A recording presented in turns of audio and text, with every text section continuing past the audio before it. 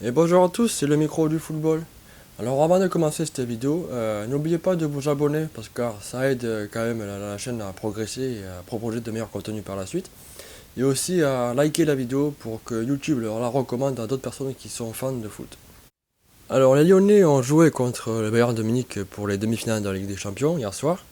Après avoir battu le Juventus et le Manchester City en huitième et en quart de finale de la Ligue des Champions, ils ont essayé de battre le Bayern de Munich, mais malheureusement, dès la troisième minute, Memphis Depay se retrouve libre de tout marquage au niveau de la surface de réparation adverse. Et malheureusement, il ne cadre pas sa frappe. Elle passe à 50 cm maximum du poteau de Neuer. Ensuite, quelques minutes plus tard, il y a une nouvelle tentative lyonnaise. Et malheureusement, la frappe termine sur le poteau, après un beau mouvement collectif. Et malheureusement, à ce niveau-là, quand on rate une occasion, des fois derrière il se passe quelque chose.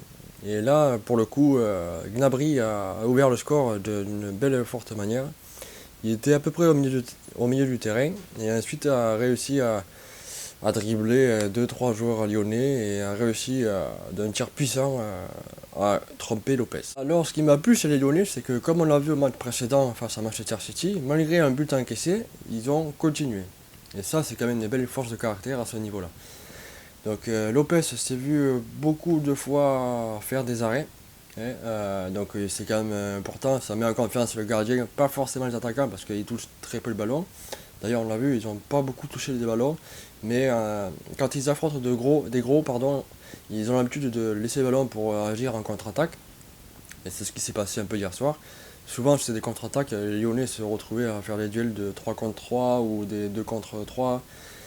Et souvent, ils arrivaient au niveau de la surface et il manquait la précision pour tuer le match dès d'entrée de jeu. Parce qu'ils ont eu deux grosses occasions avant l'ouverture du score des Bavarois. Alors, quelques minutes plus tard, Gnabry, toujours lui, il marque son 9e but dans la compétition. Ce qui lui permet de prendre deux buts d'avance sur Lyon. Et là, ça commence à peser dans les têtes lyonnaises. Et forcément dans les jambes aussi. Donc du coup, après avoir marqué deux buts, mi-temps dans ce match, et du coup, quelques minutes après le retour des hommes sur le terrain, Rudi Garcia fera quelques changements pour essayer de bouleverser la dynamique allemande. Et il fait rentrer le jeune Cherki vers la 70e. Donc il fait une très belle entrée, le premier ballon qu'il touche, et on voit qu'il a du potentiel. C'est dommage justement qu'il n'ait pas joué le début de la rencontre. Parce que dès qu'il a touché le ballon, on a vu qu'il a déjà éliminé un des joueurs et il a tenté une 1-2 avec son coéquipier. Ça n'a pas suivi.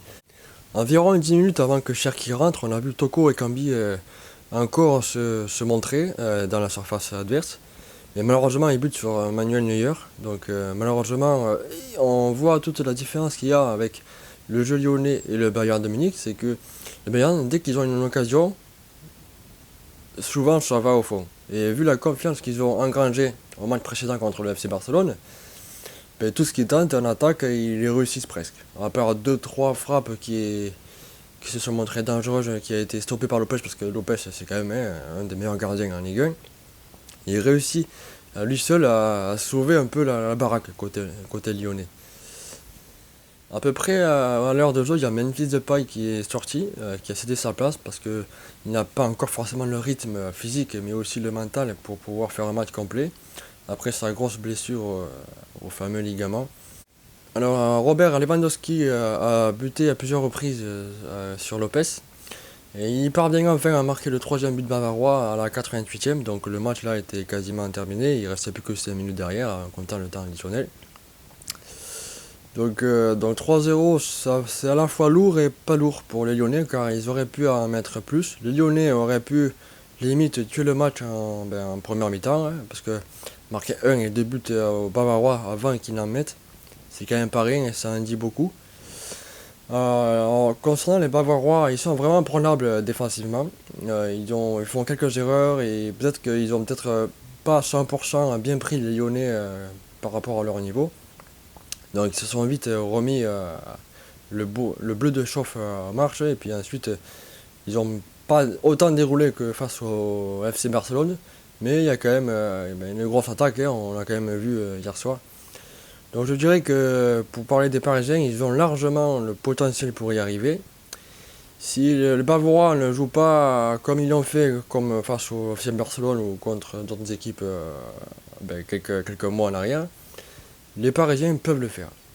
Mais attention, il ne faudra pas tomber dans trop de facilité côté parisien, sinon ils se feront vite venir.